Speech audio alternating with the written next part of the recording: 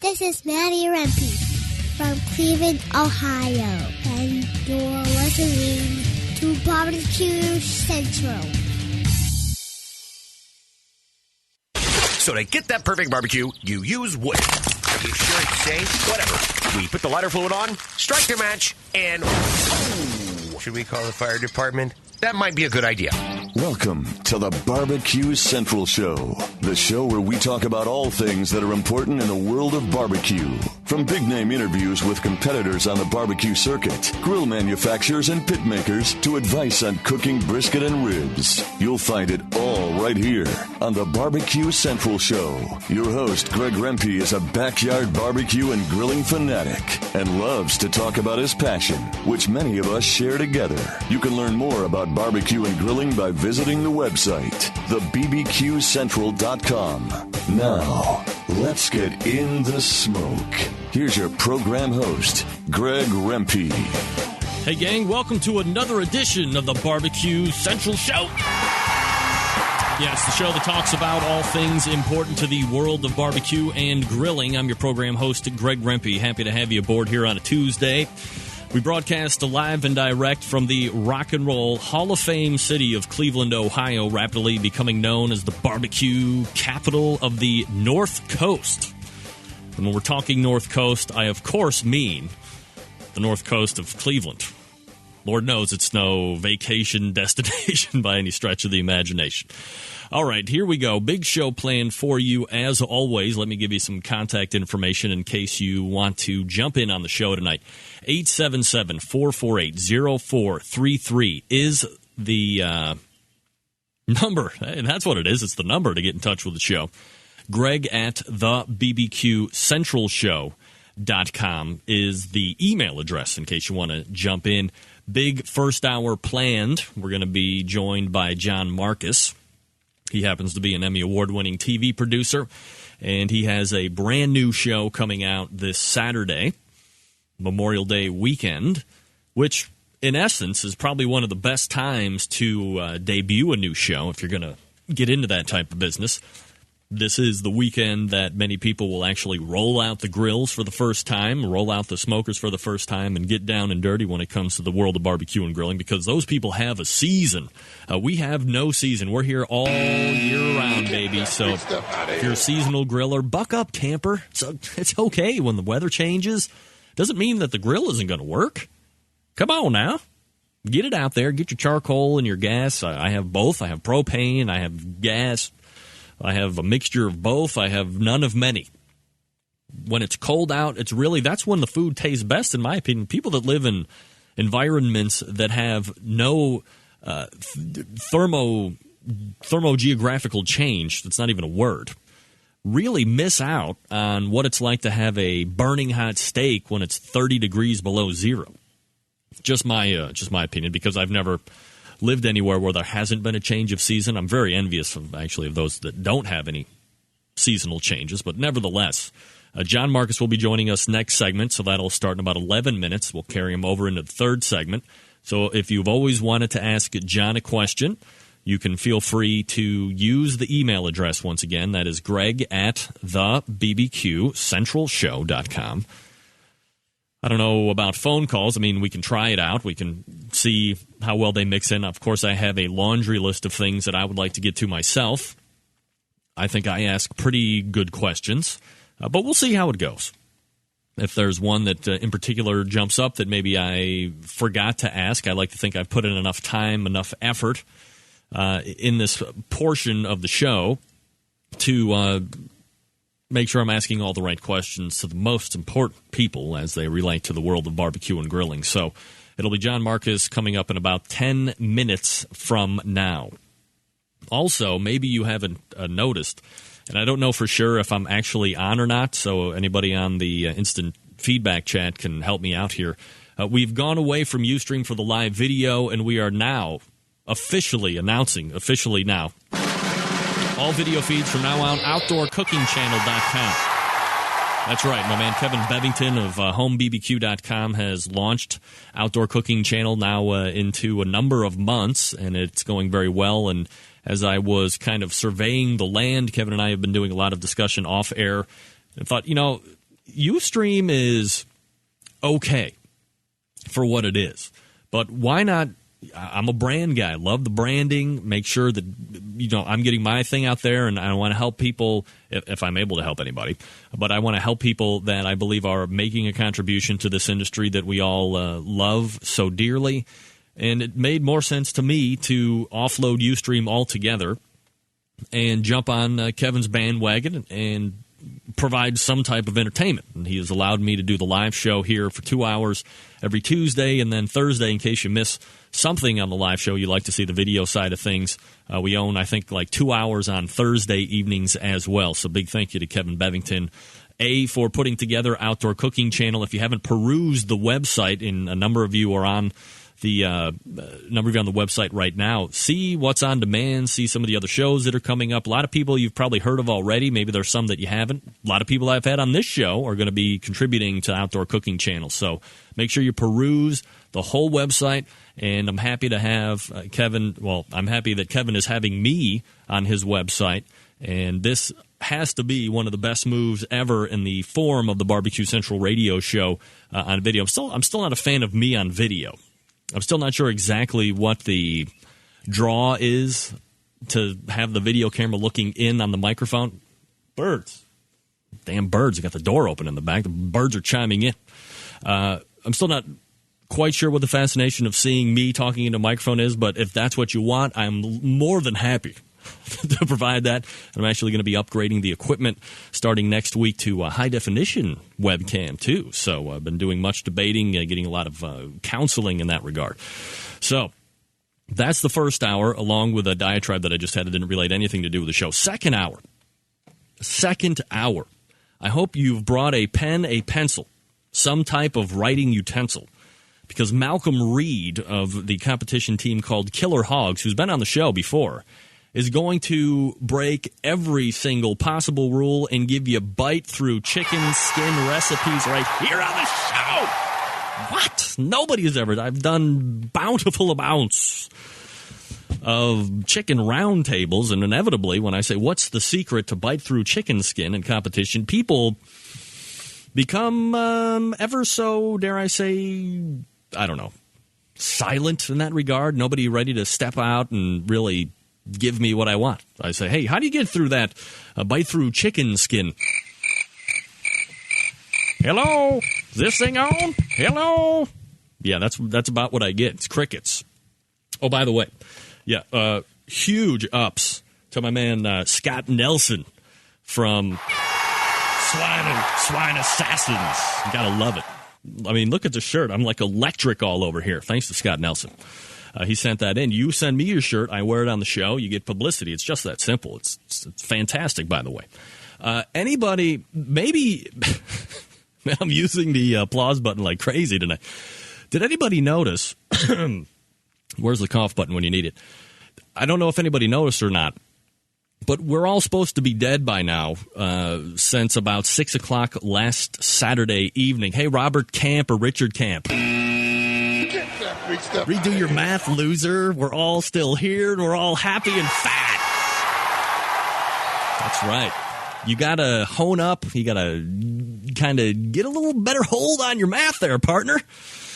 Of course, the bottom line and the bad news of this whole thing is we're all going to be dead October 21st. In many respects, that's not very good for a lot of people. The benefit, of course, if that's correct, is the fact that we are going to forego all of the said earthquakes that were supposed to happen Saturday, where they opened up millions of graves and all of these people that have been rotting in the ground would all kind of open up, and they're just stenching all over. Millions of people are dying and all of this other stuff. And we get to see, well, depending on if you're, saved or not. I'm not, necessarily a religious guy here. I'm just telling you what I saw on the YouTube. But you would see like rapture happening. People are going up into heaven, and people that don't make it are just going to be on the earth in piles and piles of dead bodies and stench. And then On top of all that, there'll be hundreds of thousands of people dying every day after that, all the way up until October 21st. Well, the good news is we don't have to go through any of that stenching and thousands and hundreds and thousands of people dying and all of that stuff. No, we don't have to. Now we can just look forward to October 21st, where the world and the universe just blows up and everybody checks out all at the same time. That's what I like. I like that. It's a great idea. So I hope, for your case, Mr. Richard Camp, that your math works out. I really want your math to be right, because I would hate to think that you could possibly look like this much of a straight-up loser twice in 1 year. Once, almost forgivable. Twice this bad. I mean, if the world doesn't end, bro, where do you recover from? Where do you go from here? Do you pick up an English teaching language job or something like that? Because your math is going to be like pretty unreputable at that point. It would be like serving raw chicken twice at the same barbecue competition in successive weekends. It would be outlandish. You could never show your face there again. You would have to instead go do something completely different than what you're doing right now. Outlandish. So, for your case, Richard, is it Richard?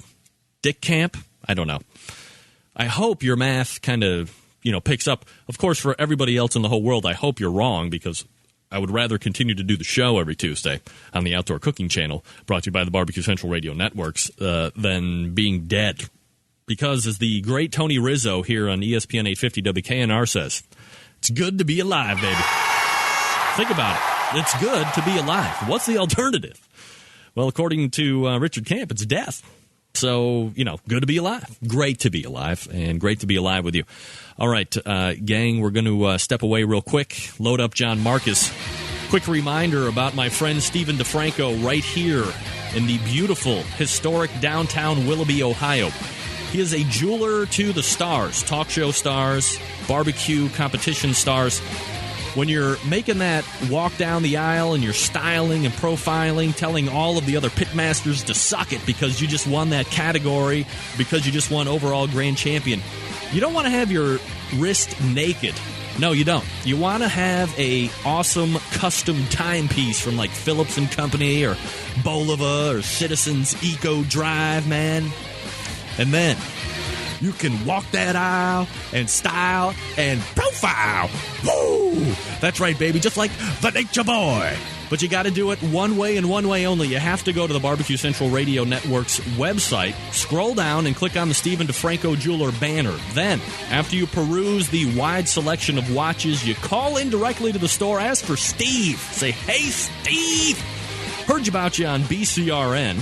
Looked at your watches, now I'm calling in for the best pricing because I'm a barbecue brother, or if you're a lady, a barbecue sister, and I want the hookup. So give it up, and he'll do it. You won't be disappointed. It's Stephen DeFranco Jewelers right here in Cleveland, Ohio, right there on the Barbecue Central Radio Network's homepage. We're back with John Markus after this. Stick around. We'll be right back. You're listening to the Barbecue Central Radio Show. It's already here at thebarbecueguru.com. From the amazing guru that monitors and controls the temperatures of any charcoal, wood, or electric pit to the Caldera Tallboy knockdown smoker. Yes, it breaks down and stores flat, yet it's still a robust, sturdy, portable cooker and smokehouse. It also serves as an efficient temperature-controlled convection oven using wood or charcoal. The Tallboy is designed to fit all catering pans and can be used as a warming oven. You can cook in any style you choose, like ribs, chicken, jerky, vegetables, smoked cheese, whatever you want. Take it to KCBS competitions and unload it from the trunk of your car. TheBarbecueGuru.com is where you'll find the Caldera 3-Bay Caterer. It's stainless steel and uses charcoal or sterno for chafing purposes. And it doubles as a 3-bay sink or wash station with hot water and knocks down in seconds with no tools required for transportation and storage. The future of barbecue is here at thebarbecueguru.com. That's www.thebbqguru.com or call 1-800-288-GURU. Forget going from site to site to get all of your barbecue and grilling supplies and make your first and final stop at fredsmusicandbarbecue.com. In the market for a new barbecue pit, we have all the big name brands like Big Green Egg and more. As a matter of fact, Fred's is staffed by eggheads and carries all the parts and egg accessories for the Big Green Egg. More of a pellet head, you say? Fred's is the pellet grill superstore with grills in stock from Traeger, Green Mountain, and Country Smokers from Louisiana Grills. Fred's also carries smokers from Cook Shack, Bradley, and Weber, as well as a full line of charcoal grills. And once you're outfitted with your new smoker or grill, you'll find absolutely everything you need to make your barbecue or grilling experience a success. Fred is also the creator and distributor of Tasty Licks barbecue products, including their great line of rubs, spices, and sauces. You gotta try them. And you can also get your hands on a full lineup of marinades, accessories, lump charcoal, wood chips, pellets, chunks, and even the great grilling tools from Stephen Reichlin of Barbecue U fame. Check out Fred on the web at fredsmusicandbarbecue.com or check out their fully stocked showroom in beautiful Shillington, PA. Introducing Cosmos Q. Cosmos Q injections and marinades use only the finest ingredients, and they mix easily, never clotting or caking. From our beef injection to our pork injection, you're guaranteed to wow your friends, family, and judges. And don't forget to check out our Cosmos Chicken Soak for that moist and tender chicken you're gonna love. And don't forget about Cosmo's new pork soak and rubs. You can find us at CosmosQ.com and select retailers across the nation. For quality injections, marinades, and rubs, it's Cosmos Q. Broadcasting live from the Barbecue Central Radio Network studios in Cleveland, Ohio. You're listening to the Barbecue Central Radio Show. Once again, here's your host, Greg Rempe.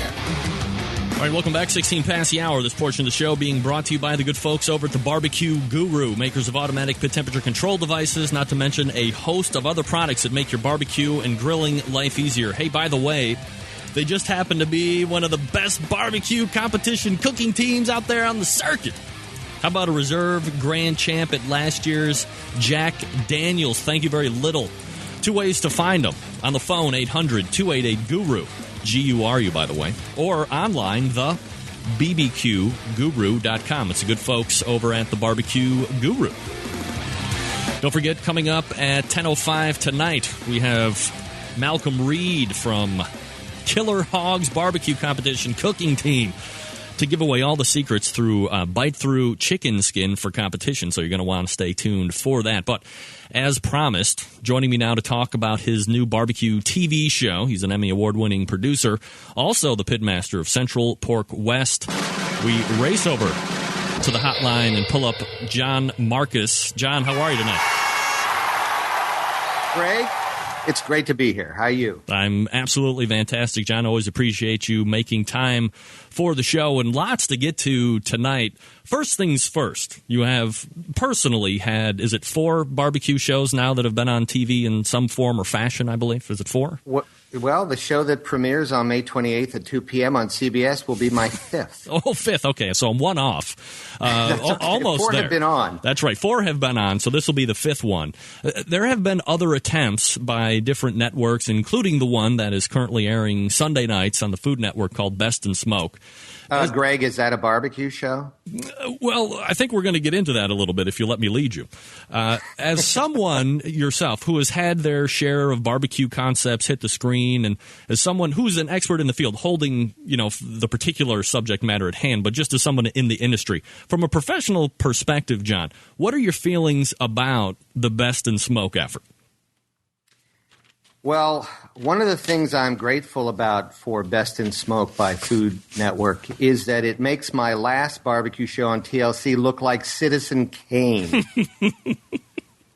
So I have to say, I am big fans of all the competitors. I mean, I adore Sarah Horowitz. I just think she is like a fabulous cook. She's a chef. She's a great competitor. She's a wonderful TV presence. But I feel for all these people who I admire and like on what humiliation they were put through for this series.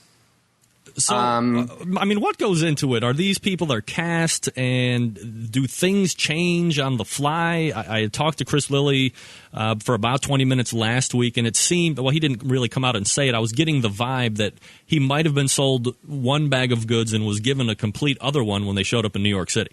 I'm shocked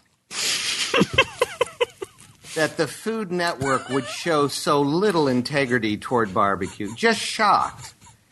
I mean, maybe there was a slip-up. A memo didn't get sent properly.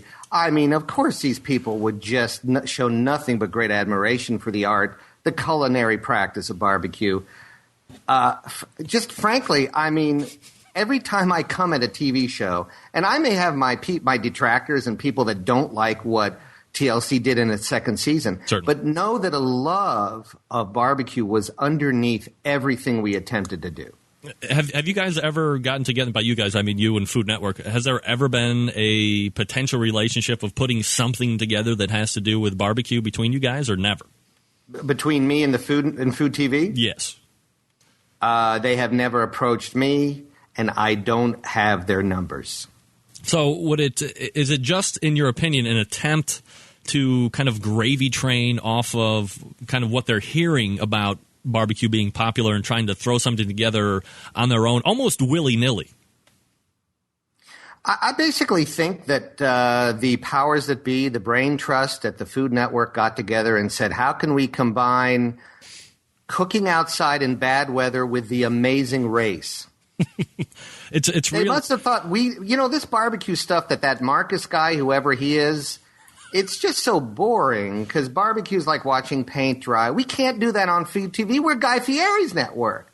We're Rachel Ray. We're all about like excitement and laughs and big personalities. We've got to inject that into barbecue or it's no good. That's what they must have done. I would love to have been a fly on the wall for those meetings. So is it a show that you watch and like to pick apart, or is it a show that you don't watch, regardless of the fact that you have some relationship with the people on there? Well, listen, like I said, I'm a big admirer of all those people. The Shed, that brother and sister, I think are fabulous people. As you know, Chris is one of my teachers. I consider him to be really like one of the Mount Rushmore faces of barbecue. Yeah. He's that kind of guy and that kind of talent. And Sarah, I love. I've told you that. And Famous Dave, I got to meet at the NBBQA, and I thought he was a fantastic guy. And who can argue with the success this man has taken barbecue and turned it into a real mainstay in the Midwest. Right. And then that dude with the tattoos that hates children who cooks meat. And has no personality. He doesn't, but you know what? He is what he is, right? And he's scared of the camera. He will not look at the camera. He will not look at the camera regardless. Yeah, you almost have to admire someone that can't even look into a camera. I know, exactly. In today's world, right? Instead of the world of where everyone has to be a desperate housewife or whatever, or a famous housewife. So he's being himself, right? So these are all quality people that have been put into the Barnum and Bailey world, which is like make them run, make them jump, make them be judged by children. I mean, this is the underlying subtext is we hate what you do. We hate what you do, and we want America to see how much we hate it, and maybe you'll fall down or be humiliated in doing it. I mean, listen, I've made people kill frogs and cook fish and all that stuff, but at the bottom line is I love what they do. And it couldn't be any farther from what is actually happening on every weekend. I think that manipulation and humiliation – look, it broke my heart on the TLC show that they insisted that someone be sent home. And I argued that point till I was blue in the face. I asked them to reconsider. But it really did come down to economics in the sense that we had originally started with 4 people, and they found it very difficult on our budget to cover those 4. So they thought economically maybe we can send one home. It was really one of the darkest days of my involvement in barbecue television. It was dark, and I was unhappy about it. I could walk off the show, but then I would have been abandoning the people that I really love who are on the show. I was just out in Las Vegas, Greg, on for Ronnie Cates' contest. Yeah. And I cooked in it. And, Mo Cason was there. And this has got to be one of the giants as far as people in barbecue. The man has got a huge heart. He's a great guy. Neil Straughter was out there. And I like being around these people. And I like having my feet on the ground and cooking around them because they can make fun of me, but they know I'm standing out in the heat trying to master a brisket like all of them. Right. But TV is TV. And I just think that if you look at the lineup on Food TV, they vote for personality over content. And I bet you they're not even listening to this network, which they should be. I'm mad. I want to talk to these folks. Yeah, you sounded like you're steaming a little bit. It's John Markus, by the way. I mean, I took so much crap for the last show I did on TLC. I hope all those people are watching this show. This is a great segue that you make, John. And I was going to say it was funny because I'm sure you recall when the first season of Pitmasters aired, it did come under a little bit of fire within our sect of barbecue. The format was revamped for the second season. Other networks came in with their own concepts, and all of a sudden, the same critics that were really panning Pitmasters Season 1 were now referencing it as the model that all barbecue shows should be like. And that was the concept that will get barbecue on and kind of keep it on wherever it eventually would land. So taking stock of the last few years and what you've been able to accomplish, is there a little bit of, you see, I did know what I was doing here to the folks that originally thought that Pitmasters Season 1 really wasn't that good of a concept? I always try to look forward. Really, I think that every show takes on its own life. And the people who were really opposed to the second season, it was a very vocal minority, very vocal. And as I always say when I post on the barbecue forum, just come at me. I'm willing to take everything and hear everything. But I do think that there are elements in the Food TV show that are direct ripoffs of what they saw on our show. And let's face it, it's a barbecue contest for TV. There's only so much you can do. But unfortunately, I think Food TV feels they have to do so much to make it interesting that I'm worried on the next episode they're going to shoot somebody and ask them to cook. How will you cook if we shoot you in the leg? There has to be...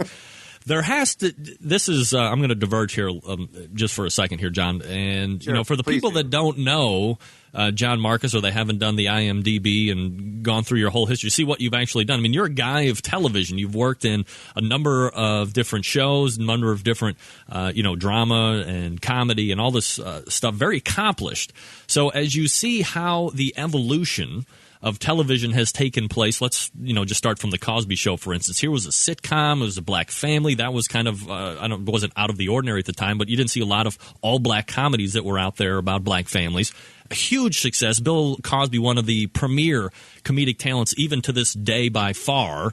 And then somehow we've evolved into like Pit Boss, where midgets are saving pit bulls that could easily eat them, and we're watching in fascination in hopes that they do get eaten or their head is bitten off. Or you have teenage moms that are on television on MTV almost promoting to have sex at an early age, and it's okay if you have a baby and you're 16.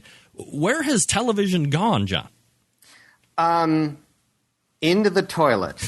I mean, I expect the next reality show to be Who Wants My Kidney?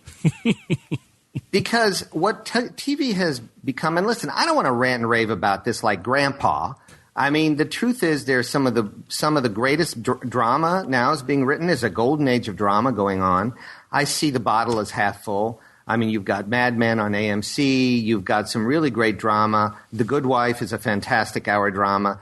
Comedy, I think there's some classic comedy that's going to be coming soon. But TV can only reflect the culture, Greg. It can only be giving the people what the people are asking for. And I think that we in the creative community in television, we did let people down to a degree. Our sitcoms got stale. We were only writing what we knew from television. We weren't living our lives and writing about our lives. So stories got stale, and audiences were sitting at home going, well, I know where this is going to go. I see these jokes coming. I mean, people like seeing 2.5 Men. It's a wonderful sex romp. It's a bawdy television show, and people love it. But I think generally we've basically been giving them back what it is we've been regurgitating. TV has become inscripted like what happens when cousins get married. Or perhaps a more profound tie back exactly to our industry. It's the team that takes a cooking class and immediately applies everything that they just glean from the team flavor profile-wise to their next event and continues to almost perpetuate a vanillaing of flavor profiles. That's exactly right. I mean, it's basically like a metaphor for all of the entertainment business is that a bunch of people are standing around and they see lightning strike a tree, so they run over to that tree hoping to get another one. And that's what happens in cooking, too. People take a Johnny Trigg class or a Myron Mixon class, and they parrot what all these giants are doing. And that doesn't allow them to become the next Johnny Trigg. They're basically just copycatting, and there's no imagination or risk-taking or, all the good stuff comes from people like saying, I think I'm going to try something new here and make it my own. Because in our culture, it's not being rewarded anymore, and it's true. I think it's all related. You're correct to link it all together. John Markus joining us here on the show. All right, John, so the big day almost upon us. It's going to be this Saturday. I believe you said it was 2 p.m. Eastern Standard on CBS. The Ultimate Barbecue Showdown will debut. Trusted bloggers from around the interwebs have said that the show might most closely compare to the OLN series that you did originally. But before we get into the format, John, let's not lose sight of this small fact, and that's this show is going to be on not OLN, not Versus, not TLC, but freaking CBS. So from a landing point, John, this had to have been a huge coup for you in the entire barbecue world. How were you able to manage that deal? Well, I have to give a lot of credit. And most of the credit goes to a guy named Jay Peterson, who is one of the partners at Original Media, which is the production company that did the TLC show. And Jay is a very smart guy. He's very resourceful. He's one of these old-time type – he's a young guy, and he's an old-time type TV producer in that he's always looking for an opportunity. And he was in discussions with some people at CBS – who were looking to fill these summer sports blocks, where in co-production, I think, with CBS and TBS are these major sporting events where they're selling the real estate of television. We need things to happen in between these blocks. And Jay heard that and jumped right in and said, I think you guys got to do barbecue. It's a natural fit. They jumped on it. And I got to say, what you're going to see on Saturday represents, whether you like it or not, my purest attempt at making a true, authentic, entertaining barbecue show. And the reason that we were able to do this was we got zero interference from the network. Zero. No one was controlling what we did or dictating the things, we cast it the way we wanted to. The rules were the way we wanted them. And then I was able to do something that I've been wanting to do since we tried it on OLN, which is film the judging, tape the judging, and allow our cookers to watch the comments that were being done blindly, and they were able to talk back to the television screen. So it was almost like the Johnny Trigg rib shoot-off in the season 2 at the end there. Or it really was. Right. But what was great about this is I was allowed to really select the judges I felt embodied barbecue more than anything. And even though we had great judging on that TLC Johnny Trigg shootout, this represented everyone that was available that I really, really wanted to begin with. We got everybody, and we got our first choices. And, I mean, we got Mike Lake on a judging panel. Where's that button you have with all the cheers on it, Greg? Sorry, here we go. Mike Lake! Former KCBS president and well-accomplished KCBS cooker as well. So, I mean, couple that with Chris Lilly, a fine palate there, and a judge, obviously a competitor. So, and Dr. Barbecue Ray Lampe rounding out the competition team. Certainly very credible when it comes to judges, and that's really one of the more crucial aspects to the show, I would imagine. It really is, because it's like when you got those 4 cooks who are championship cooks looking up at that table and seeing that these are people that are of impeccable credentials when it comes to barbecue, impeccable, that their food is going to be judged by the best, well, then they better not complain about anything. Like, we didn't have one person complain about what happened with the judging, which used to happen on the other show. What happens on this show is that people really take every word to heart that the judges utter. And if they're going to turn on anybody during the judging process, they turned on each other, the cooks, which was totally unexpected. But they sort of were like a pack of wild dogs turning on the wounded dog, which was great. It was great TV, and it was all done in good fun. And so I am incredibly proud of this show. I hope we get to do more. I mean, like I said, Jay Peterson really found the opportunity. And then we were allowed through a budget. He spent money, and I think he even spent money out of his own pocket this time around. Wow. We were able to get it done. And this is going to be CBS this coming Saturday at 2 p.m., correct? 2 p.m. Eastern Time, and it's a 1-hour show. All right, John, here's what we're going to do. We're going to take a quick break, and then we're going to come back. We'll get into, as much as you can share, format, who's going to be on, maybe some of the other inner workings as far as the deal that you were able to strike with CBS, and we'll end it, and we'll let you go from there and wish you nothing but luck. So hang with me through the commercial break here, if you will, and we will come right back with more talk with John Markus here on the Barbecue Central radio show. We're talking about the Ultimate Barbecue Showdown that's going to be starting.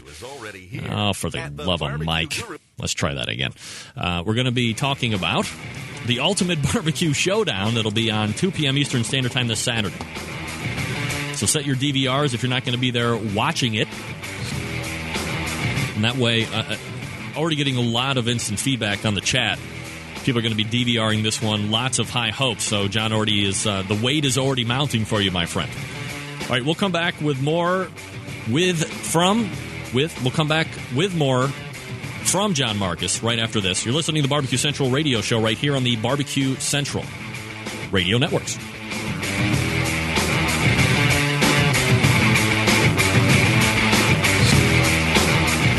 Future of barbecue is already here at thebarbecueguru.com.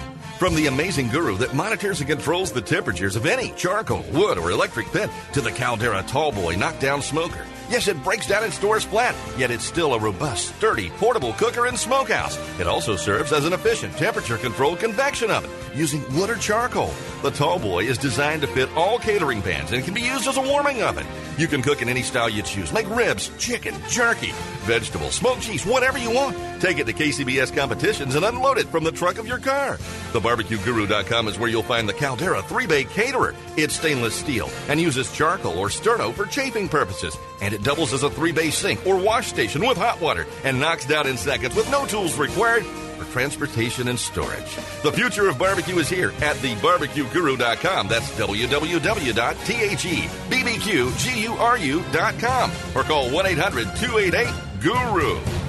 Forget going from site to site to get all of your barbecue and grilling supplies and make your first and final stop at fredsmusicandbarbecue.com. In the market for a new barbecue pit, we have all the big name brands like Big Green Egg and more. As a matter of fact, Fred's is staffed by eggheads and carries all the parts and egg accessories for the Big Green Egg. More of a pellet head, you say? Fred's is the pellet grill superstore with grills in stock from Traeger, Green Mountain, and Country Smokers from Louisiana Grills. Fred's also carries smokers from Cook Shack, Bradley, and Weber, as well as a full line of charcoal grills. And once you're outfitted with your new smoker or grill, you'll find absolutely everything you need to make your barbecue or grilling experience a success. Fred is also the creator and distributor of Tasty Licks barbecue products, including their great line of rubs, spices, and sauces. You gotta try them. And you can also get your hands on a full lineup of marinades, accessories, lump charcoal, wood chips, pellets, chunks, and even the great grilling tools from Stephen Reichlin of Barbecue U fame. Check out Fred on the web at fredsmusicandbarbecue.com or check out their fully stocked showroom in beautiful Shillington, PA.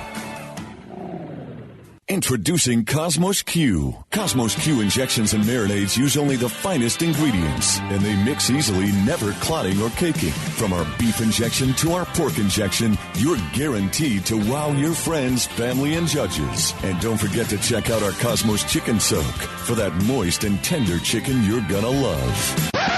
And don't forget about Cosmo's new pork soak and rubs. You can find us at CosmosQ.com and select retailers across the nation. For quality injections, marinades, and rubs, it's Cosmos Q. Get in the smoke. Call 877-448-0433 to get on the air. Now, here's your host, Greg Rempe. 20 minutes till the top of the hour. This portion of the show being brought to you by the good folks over at Yoder's Smoky Mountain Barbecue, the leading online retailer of Meadow Creek barbecue equipment. Their barbecue smokers and grills are handcrafted in the Amish country of Lancaster, Pennsylvania, helping you enjoy easy and profitable barbecues for years to come. You can find them on the internet at Serious BBQs. It's plural, SeriousBBQS.com. You can also opt into their mailing list for barbecue secrets and all that good stuff.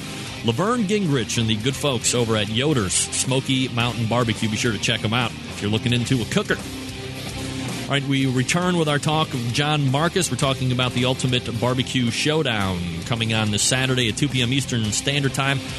No need to look high on the cable dial. It's going to be right there on CBS. So, John, give us some format of the show.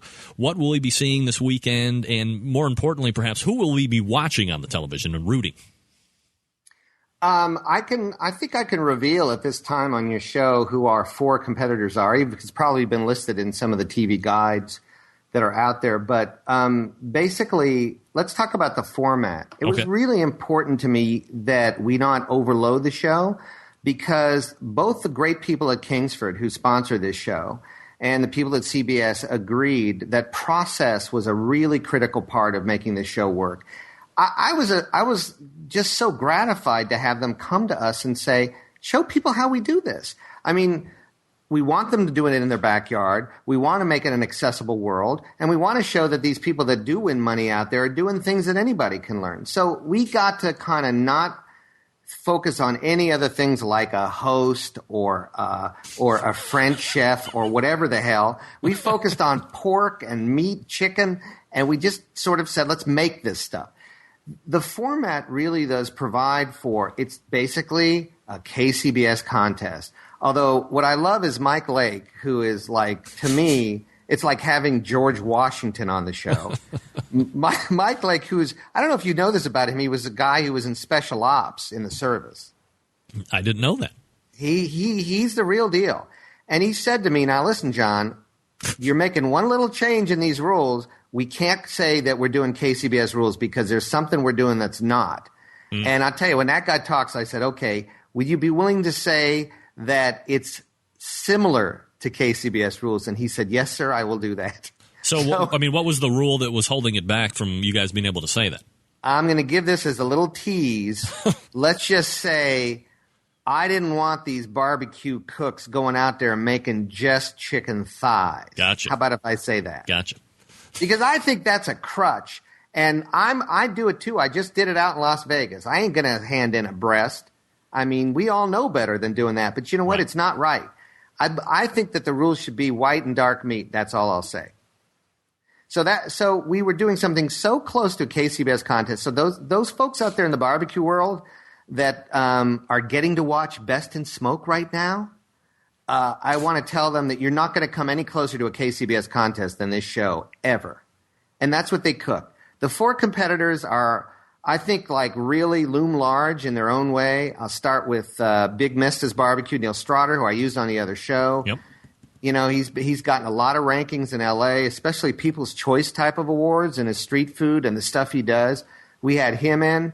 And, of course, we had the great Bubba Latimer and his wife Shannon, people that I've also used. We had the inimitable, the indefatigable Tuffy Stone out of Virginia, of course. Cool Smoke. This is a man whose energy and grace and class are so fantastic. This is one of the guys I brought to Kuwait, which you and I haven't talked about, Greg, my trip to Kuwait. And then I wanted the theme of the show, can you beat Myron's ass?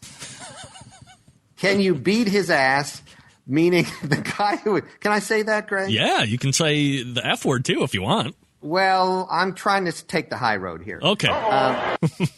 But Myron Mixon was the guy we rounded it out with. And those are your four competitors. So now that you're on CBS, does he I guess if you're going to harken back to Pitmasters 1, there seemed to be a lot of this sound effect being. Am I not going to have it?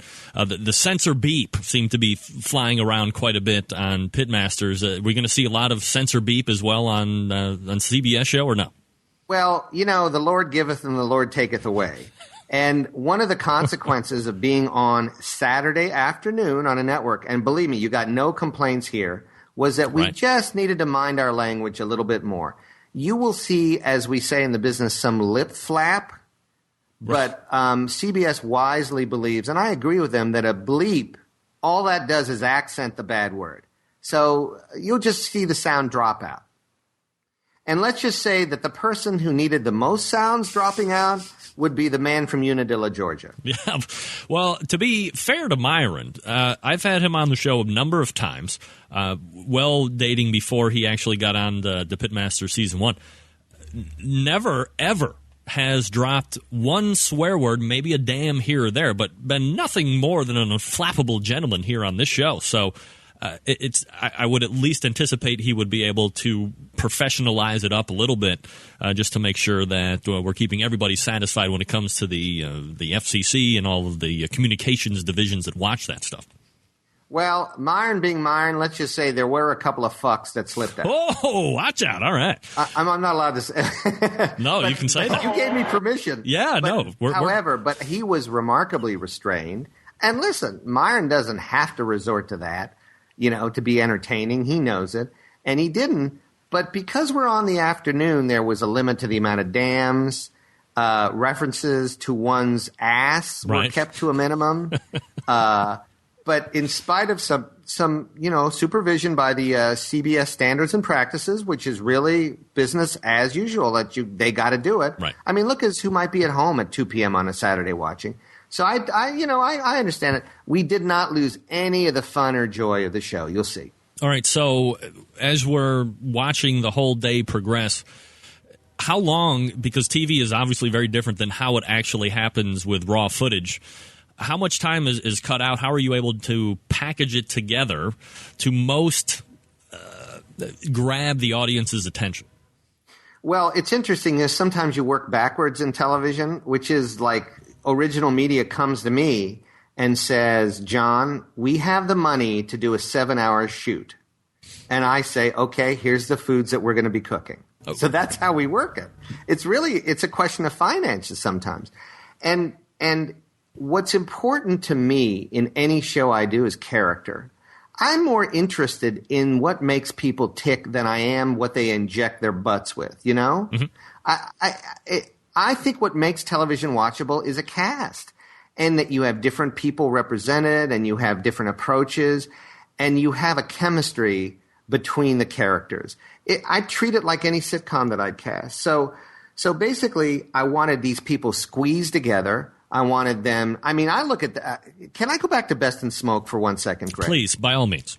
It looks like they're out on the plains of some God-forbidden area in the United States. That don't look like, just because New York's in the background. They got these people out there. There's no set. There's just their smokers.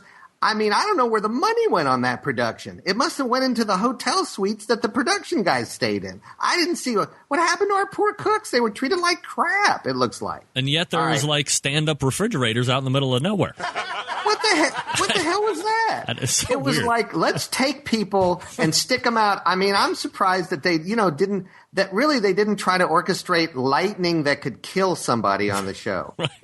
Let's kill someone with lightning and shoot that. You can tell I'm angry. I'm just angry at what they did to barbecue. And I'm angry that I took such a hard time for what I did. Of course. We're talking with John Markus, by the way, and Ultimate Barbecue Showdown will air 2 p.m. this coming Saturday on CBS. John, let me ask you the question that I'm sure some others probably don't have the testicular fortitude to ask. Bring it. And that's this. John, there's fans of barbecue out there. They've seen more than one of the people that are in your cast a lot more than once when these shows air. there are other cooks that have won a lot more, at least currently, than some of the guys that you have on there. So give us the insight here, John. When you're putting together the deal with CBS, and obviously you said they kind of gave you free reign of cast, why do you choose to go back to people that you have had? Is it just a matter of comfort and you know they're going to be able to bring it for the first show, or what? Where's the mindset with that? Well, that's a very fair question. And as you can imagine, Greg, when I'm out on the circuit or at events that I like to go to, I get this question constantly. I had a wonderful experience at being at the barbecue convention in Greenville, South Carolina, and I was given the opportunity to have a seminar where they brought in groups of 9 or 10 people every 30 minutes, and they sat around and they got to ask questions about being on television. And at every group that was brought in, I started to talk, but they stopped me. One person will put their hand up and say, I have a question to start with. And I say, go ahead. And they always say, why the hell didn't you put me on the show? I would never ask that question. Well, some people do that. And listen, the fact that people win and are very good at what they do is a wonderful thing. And I wish I could recognize all champions. And by the way, we did have a giant in the world of barbecue.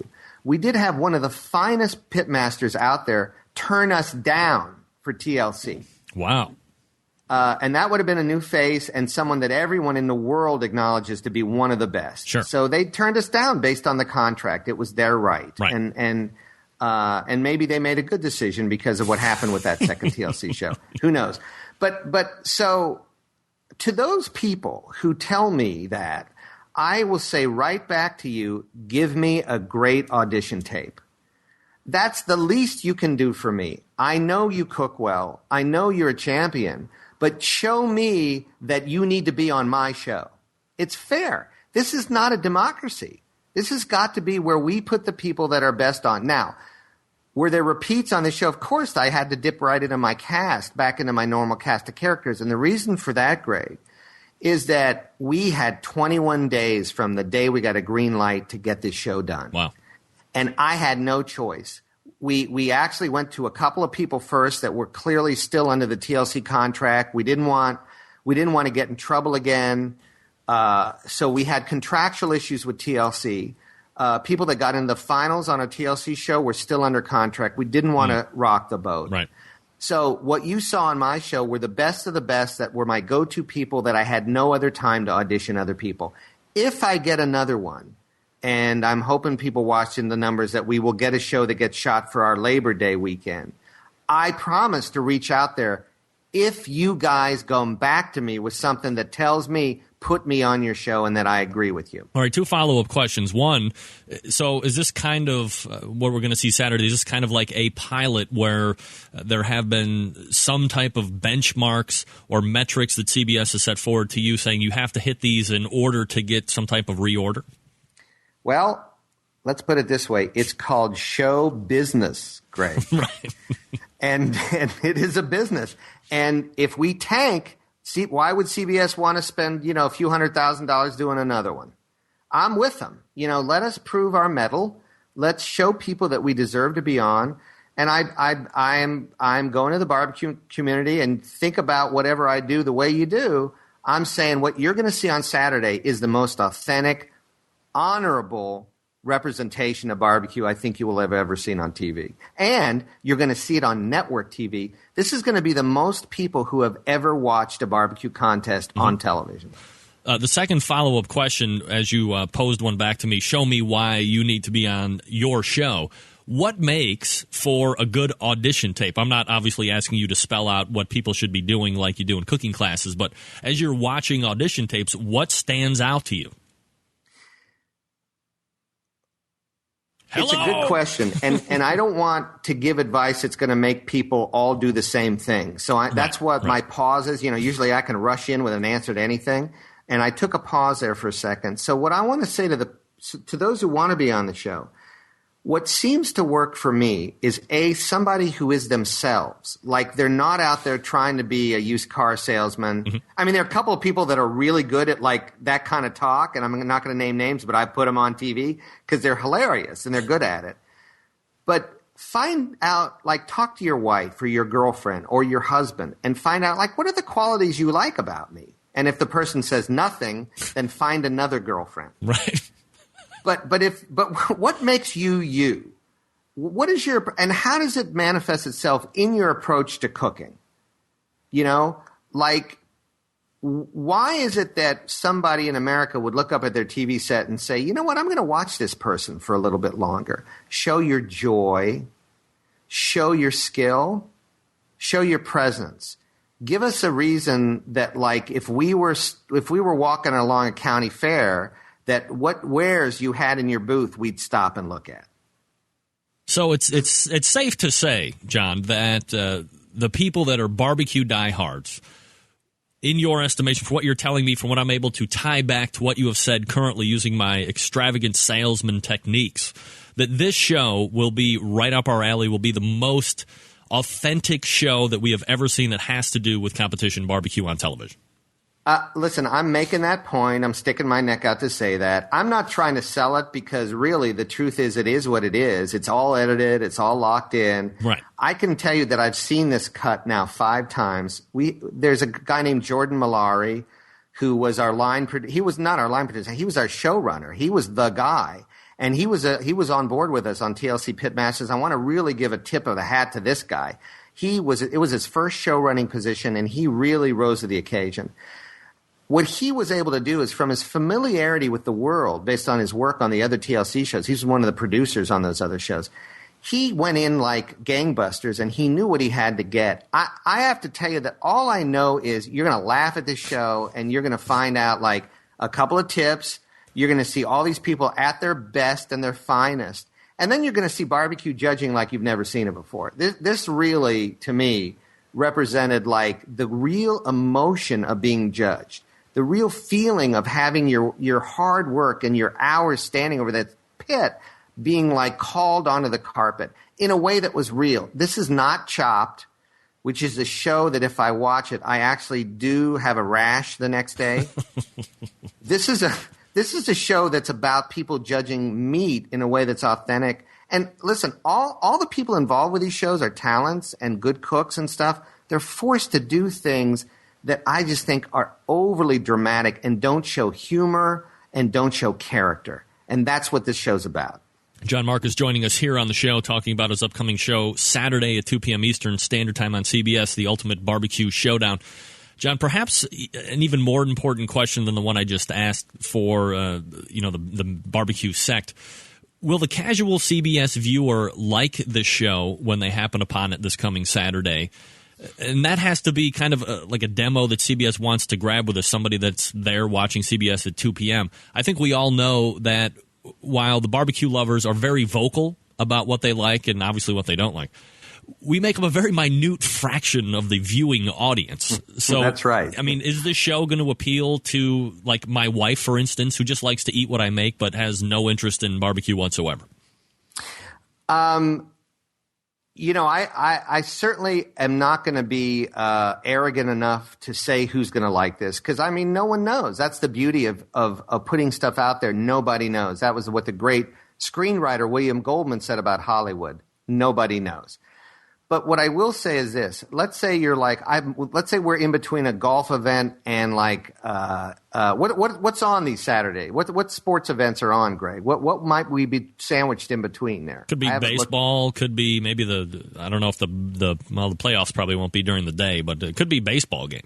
All right. So let's say you're watching these good-looking athletes, with their bodies and stuff, and they're highly paid and they're fast and they can whack a ball over the fence, all that stuff. And you're watching that, and that comes to an end, and then all of a sudden you look up, and there's Myron Mixon.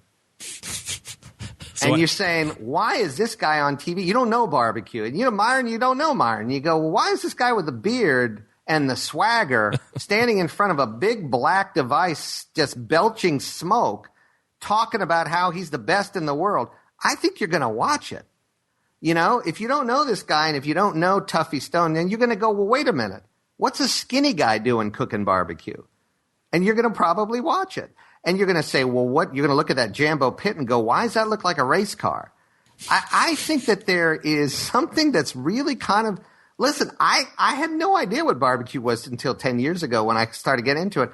I still have the same kind of love affair with it that I did when I got to cook with Paul Kirk in Lenexa, Kansas. I think we're going to reach more people here because more people are watching TV.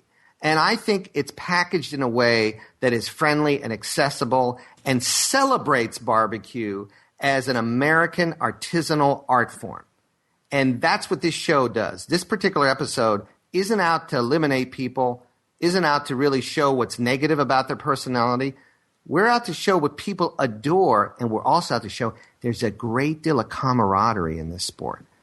People just really, at the end of the day, admire the people who do it well. And I think that's what we're celebrating. In the final edits, John, is that you in conjunction with CBS, or is that something that CBS has complete control over? CBS has complete control over what it airs on its network. That's why we went through the final stages of editing some of the language out, And that's what broadcasting has always been. They have to deal with the FCC, and cable doesn't.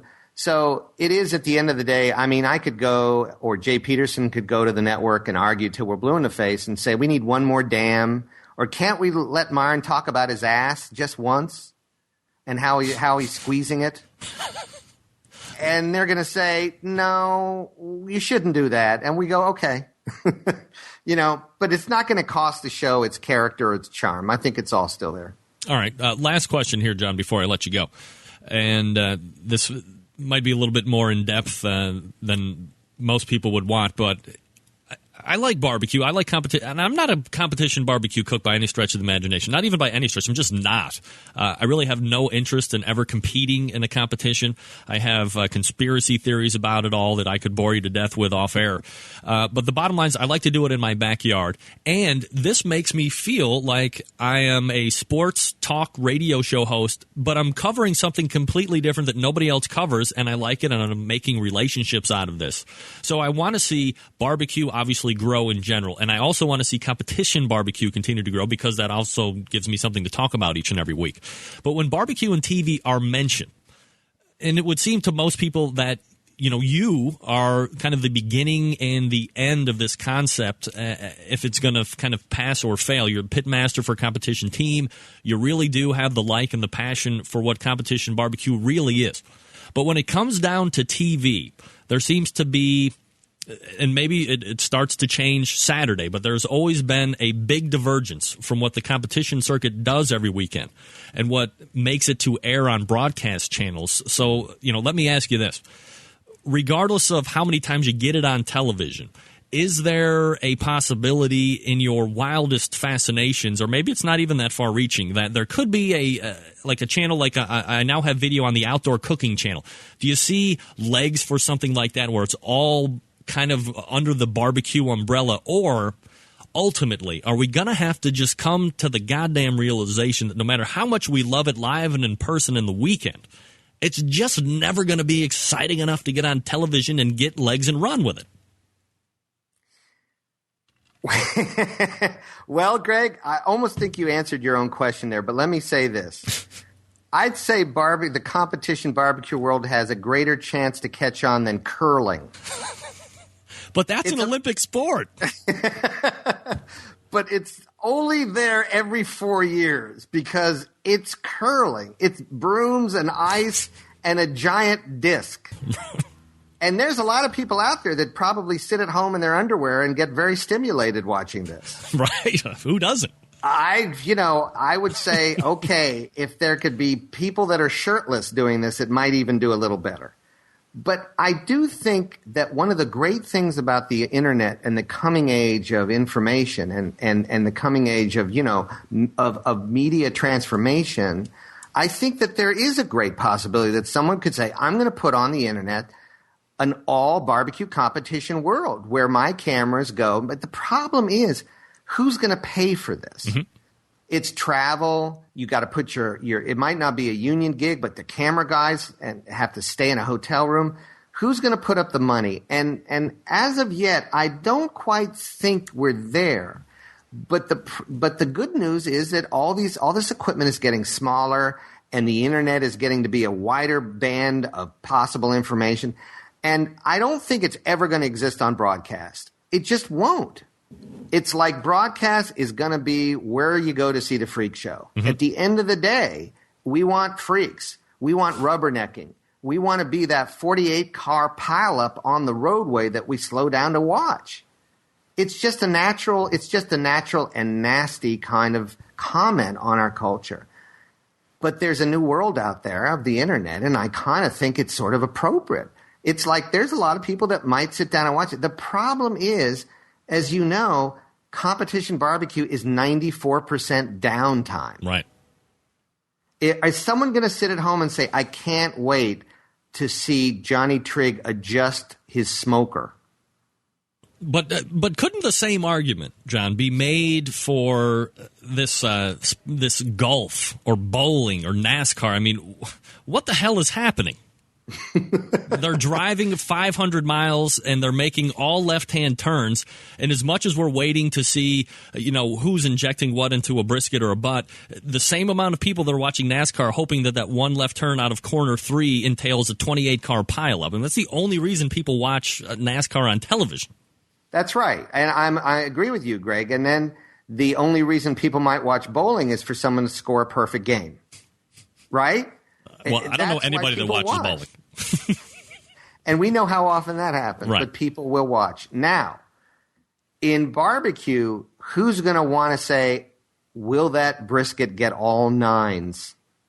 How would we know if it's not there? Listen, if someone wants to pony up the money. John, how much do you need? I have my checkbook. How much do you need? I got at least $8 or $10 I can send you right now, cash. Well, I think $8 or $10 might get a beverage for, Neil Straughter. Right. I mean, honestly, it really is a question of this is a true cult kind of sport. And it's grown. Look at how it's grown. It's grown by leaps and bounds. But what has grown are the feet on the ground, really, of people that come to witness it. Once you cook a couple of competitions, I'm telling you something, there ain't room for pussies in this. Right. This is a hard-ass sport. I just got back from Las Vegas. I'm telling you something, I'm a wreck. I got 1 hour of sleep. We cooked hard, by the way, 12th place brisket out of 96. There you go. 12th place. Top quarter. Thanks to Ronnie Cates, 12th. Paid $250. Wow, not too bad. Almost covers your weekend of beverage. That's right. I could put it right back into R&D for that internet barbecue showdown world. There you go. But listen. Let us all celebrate what it is. Let us all keep being passionate about it, displaying our love for it, practicing it, supporting it. And if it's going to grow, it's going to grow. And it's up to us to not tear down the attempts.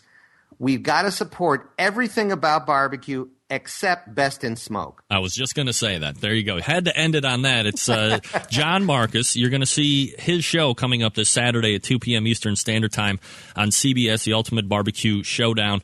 John, obviously, I think I speak for the majority of the barbecue world in wishing you success with the show. Hopefully we see it on again. But withholding all of that and any raging success that you'll have with that, I always appreciate the fact that you actually make time for an internet talk radio show that has a rabid following of few. But we appreciate the fact that you make time to come out on the show and talk about what you have going on. And we really hope that this takes off for you. And if it does, I would be more than happy to have you back on again so we can continue to pan Best in Smoke. Greg, you can have me on to do that anytime because we'll probably see it again and again and again on food television. All right, John. Well, we'll look forward to the show, and we'll talk to you again soon. Let me hear from all you out there who watch the show. I want to hear how you feel about it. All righty. There he is. Thank you, John Markus, executive producer of both of those Pitmasters shows. And he will have the Ultimate Barbecue Showdown coming up this Saturday, 2 p.m. Eastern Standard Time on CBS. All right. I am late, but that was well worth it. We're going to jump right into the second hour here. I'm doing crazy things. All right. Malcolm Reed coming back for Bite Through Chicken Skin, so if you're competition cook, stay tuned for crying out loud. He's giving away the farm, ladies and gentlemen. Yeah! Stick around. We'll be back in 2 minutes.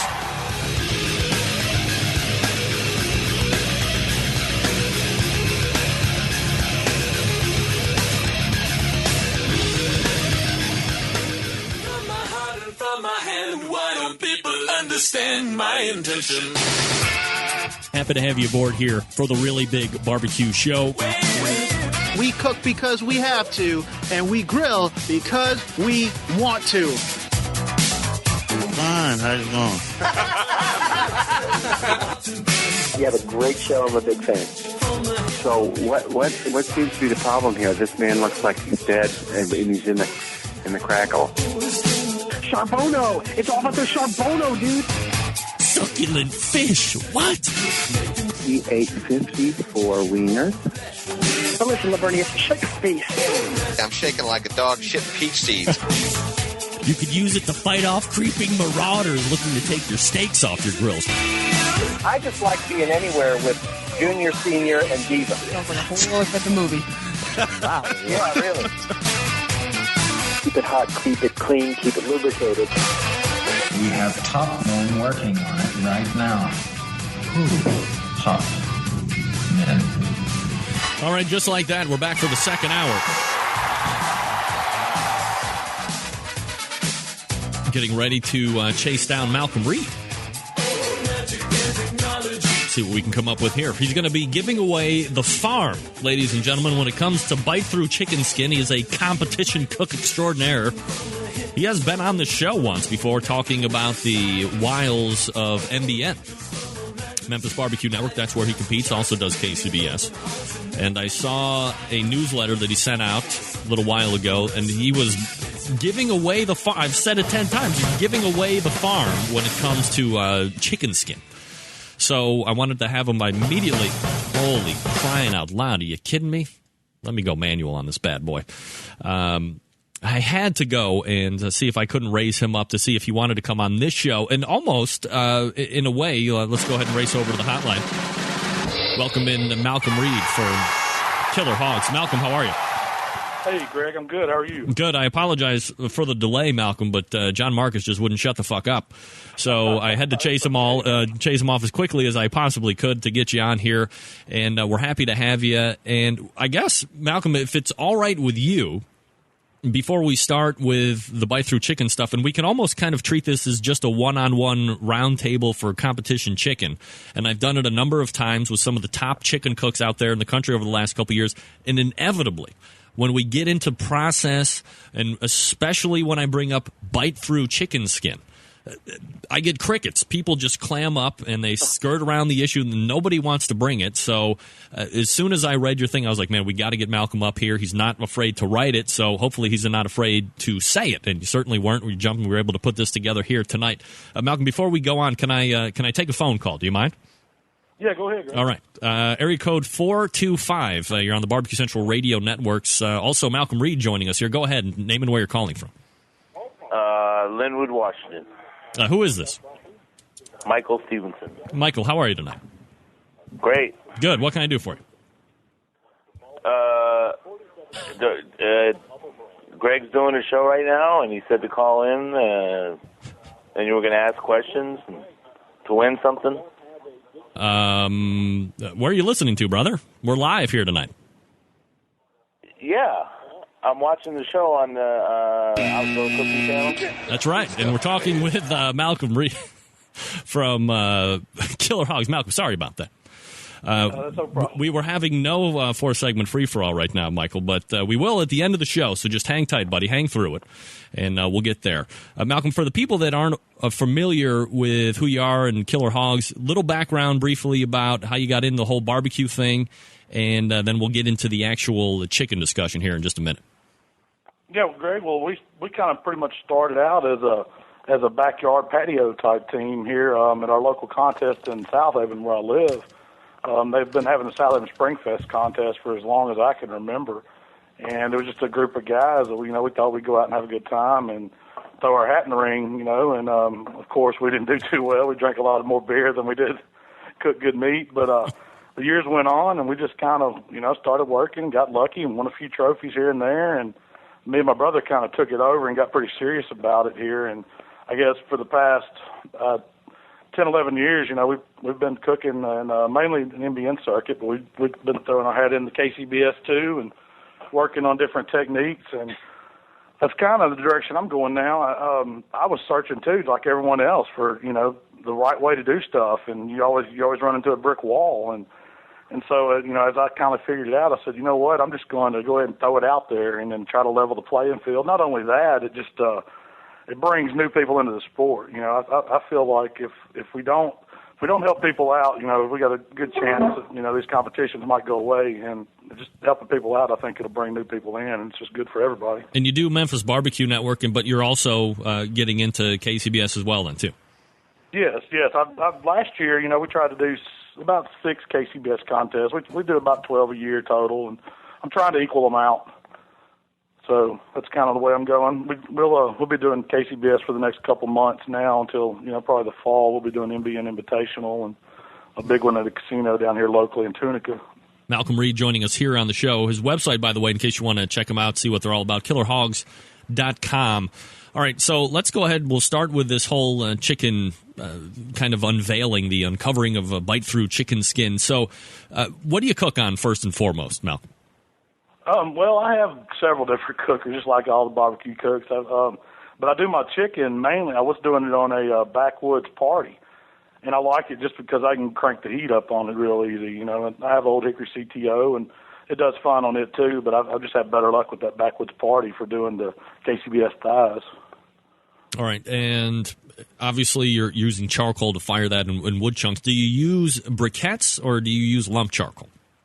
I use a briquette that we buy locally from the charcoal warehouse here in Memphis, and it's called Chef's Delight. It's made for restaurants, and it's I would say it's a charcoal that's got some oak and it's got some hickory in it, but they don't have a lot of other junk in it. It's just a good clean charcoal. Doesn't ash real bad, and it produces some smoke that you can just accent it with some cherry or some apple or some peach, and man, it makes a good flavor. So when you head over to your chicken purveyor, and we're just going to go, let's set it up like you're going to go to a competition. When you go get your meat, do you go to, I guess more and more people are starting to, buy, whether it be the beef or the pork or even now the chicken, to like an individual producer, or are you just going to Sam's Club and buying whatever they have there? Well, I've tried Whole Foods and Fresh Market, some of that chicken, but I've had the best luck with that Sam's Family Pack. It's been pretty good chicken for me. And the reason why I like it is because the sizes they're usually pretty even. You don't have a bunch of big pieces versus smaller pieces and stuff like that. But I've had pretty good luck with the Sam's chicken, so I'm kind of sticking with it. Now, when you're buying the chicken at Sam's, once you get to the rack there, do you bother paying specific attention to each individual package, or you just grab the one that's right in front? No, I'm eyeballing big time. I'm looking for pieces that the skin covers it, and they arrange it in the pack so you can pretty much tell. I'm looking for the majority of them to have a pretty good piece of skin on it, because I don't want that skin to draw up on me. I want it to completely cover the thigh, and that's real important. And if you look for that, you can usually find a decent couple packs.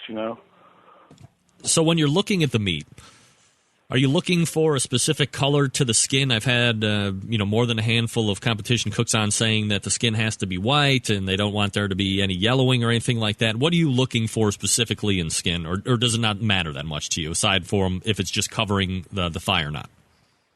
Well, of course I want the freshest possible, and the Sam's in our hometown, man, it gets hit pretty hard, so you don't really have to worry about chicken sitting there. Most of the time it's real white skin. I have noticed, like, when you buy it and, you let it sit out in the air a little bit when you're working on it, that it will start to yellow. I just think that's part of the air working on the skin. But the one I'm looking for, I just want the freshest possible, that's for sure. All right, so you have your chicken all set out. You're looking to have the skin cover the thigh. You're looking for fresh skin, white, as fresh as possible. So when you undo the package and you're starting to begin your prep for the chicken cook for a contest, what are you doing as soon as you get it out of the box? I'm going to take it, and then I'm going to look for I'm going to just go ahead and sort it immediately. I'm looking for the smaller pieces with the complete skin over it. And I try to get the other pieces that are going to be close. And that's why I buy the big pack. So, because usually I can find, 8 good pieces in a big pack. Sometimes I'll buy 2 packs and try to cook 12 for a contest. But I size it first, and you can tell when you do it several times which pieces are going to work for you. And after that, that's when the trimming process starts. All right, so what does the trimming process entail then? Well, I'll take the smaller piece and take any kind of visible fat. A lot of times you'll find some fat pockets on the side. The little oyster meat on top of it. I'll take that off if it's hanging off too far, and then I'll take the skin and flip it. I don't detach the skin. I leave the skin on, but then I'll take the edge of my knife and I'll just start raking real carefully, rake that fat off, and that helps get your bite through skin, raking that fat off. If you leave it on, it's tougher to render it out. It'll make for that rubbery skin, but if you'll take the time and flip that skin over and rake it off and then get all the other fat off, and on the bottom too, there'll be a little bit of fat. Sometimes you trim that off. That's the first start. And then I just take the other pieces and trim them to that piece. I try to make them all uniform. Malcolm Reed joining us here on the show from Killer Hogs Competition Cooking Team. We're talking about chicken specifically here right now. Malcolm, when you're kind of getting that fat off the under part of the skin, are you taking the whole flap of the skin off completely and working the knife with it, or do you leave it attached and then just kind of scrape off and lay it back down?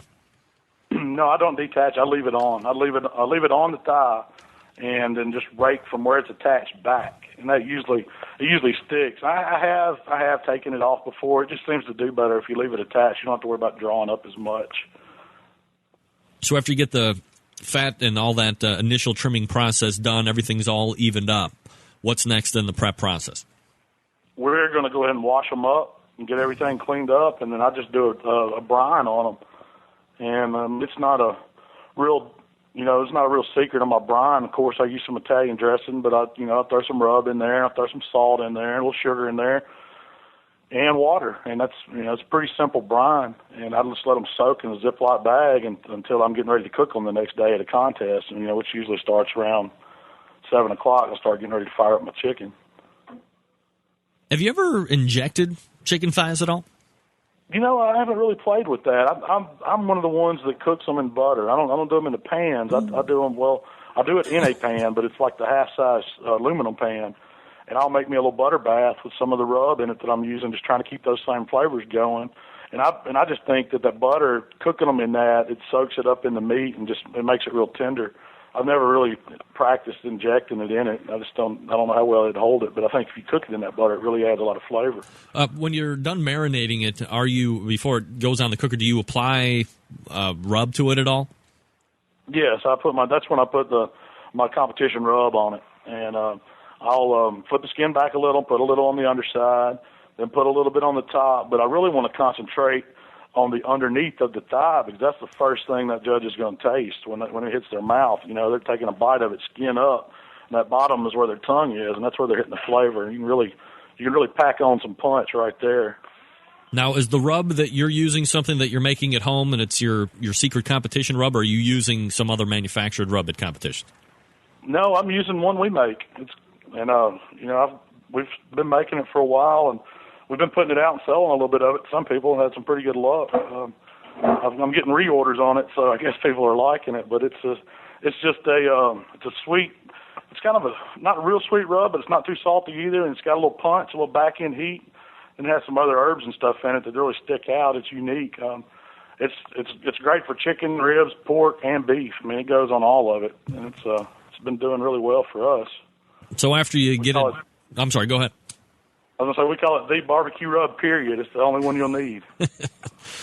Malcolm Reed joining us here on the show. After the chicken is done marinating, anything else that you're doing to it preparatory-wise before you get the cooker fired up and they hit the cooking portion?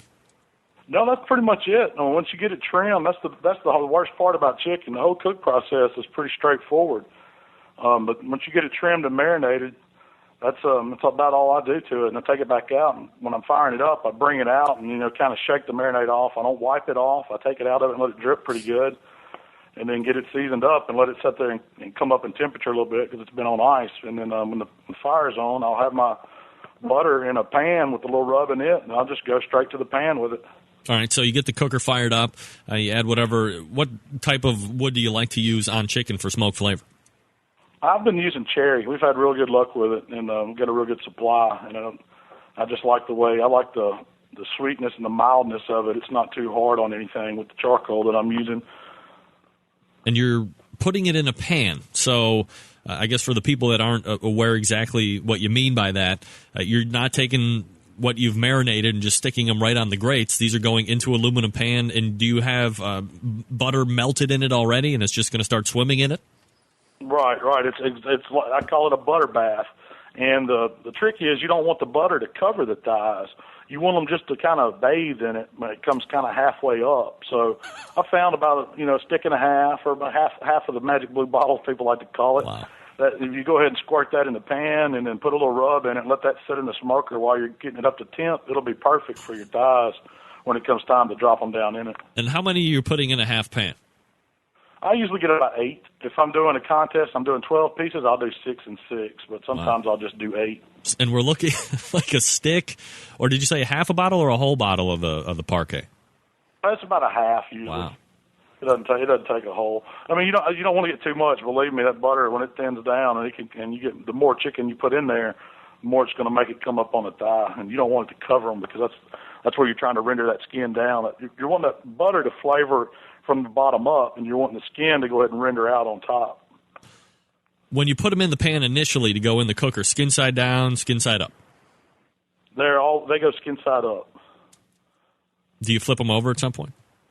I do after see when I take them out of the pan, you got to be real careful because they're going to be super tender, and the skin will move around on you. So you got to wear some good insulated gloves or use some good tongs where you don't grab it too much, and lay them on the grate skin up.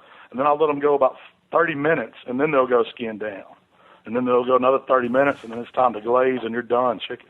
All right, now hold on 1 second here because I have to write this down so I can try it over the weekend. You're gonna put it skin down in the pan in the butter initially. No, skin up. Skin up in the butter. Skin up in butter. All right, and then what do you keep your pit at temperature wise to cook the chicken? That's the next important thing on chicken is that pit temp. You want it at 275. I found that's what it takes to cook chicken, and it cooks it fairly quick. But that higher heat renders out that skin. That's where you're getting that bite through skin. A lot of times, people will want to cook at 225, right in that range, and it's just I found that it's not enough heat to really break that skin down. If you'll take it up to 250, 275 range, I like to have my smoker at 250 and then cook on the top rack, which would be about 275 difference on the cooker I'm using. How much time are you allotting for the chicken to cook? The whole time takes about 2 hours. Okay. So you're in... And I usually allow 15 minutes for boxing, so... All right, well, I'm not going to box here. So skin side up initially, and so you're running a 275. How long skin side up initially in the butter bath? You're going 45 minutes in the butter. All right, and then we're going to take it out. We're going to put it so it's then skin side up on the grate. Yep, for 30 minutes. For 30 minutes on the grate, and that's out of the butter now. And then you're going to set a glaze on it after that? Well, after that 30 minutes, I flip it over to skin down for 30 minutes. Oh, okay. So you're looking at an hour and 45 there total. All right, and then that gives you 15 minutes to glaze. After you do the 30 minutes with it going down, you flip it back over, and that's where you come with your glaze. And usually I'll go ahead and glaze the bottom and season it up, and then flip it, and then go ahead and glaze the top, and you don't flip it again. It'll just be set at that point. Now, when you are glazing it, I know I asked you if you were using your own rub, but you said you were. Do you use a manufactured sauce, or are you making your own sauce as well? Well, we make our own sauce, and it's, I tell judges in MBN, it's not really a tomato sauce, and it's not really vinegar sauce. It's kind of a combination. It's sweet, and it's got some tang from some vinegar in it, but it's also, has some of our rub in it. We're picking up some of the same flavors. I don't know if you've ever had it or not, and I just got my hands on both of Blue's Hogs sauce, the regular and then the Tennessee Red. Would you say that yours is more along the lines of a Tennessee Red if you've ever had it? It would be along a combination if you mixed both of those. Okay. Added a little, maybe a little pineapple juice or something like that. Oh. I've actually used those in competition before, and they're really, really good. Really good combination. I do think some of the Blues Hog, if you use the regular, by itself, it's got a little stronger taste to me for our area. But when you cut it with some of the red and then a little juice, man, it's a great combination of commercial sauce. And are you selling your sauce as well as your rub? No, we're not selling the sauce, just the rub. Can't give all. You can't give away the farm, right? Can't give away the farm yet. Yeah, you can't give away the farm just yet. All right, so you flip the chicken over. You set that glaze for the final 15 minutes. Before you pull it off, this potentially could be a stupid question, but I've had people tell me no. Are you hitting it with some type of thermopen to see it at 160, 165, or do you not care about temperature too much? No, man, I've done it so many times I know it's done. I'm not really checking. I mean, I have a thermopen, but I usually reserve that to my bigger cuts of meat. I don't really have to do it on chicken. All right, so after it comes out, you resting it for a certain amount of time. Does it then just go into the box and you're off and running? It pretty much goes to the box, but we allow a pretty good window. We allow at least a 15-minute window to get it right. I have found out that if you go ahead and taste it as soon as you take it off, that skin's probably going to come off on you just because it's hot. That a lot of times people think their skin's not right, but if you'll wait a few minutes and try it, that's more like what the judges are going to do. You got to think they're going to get it.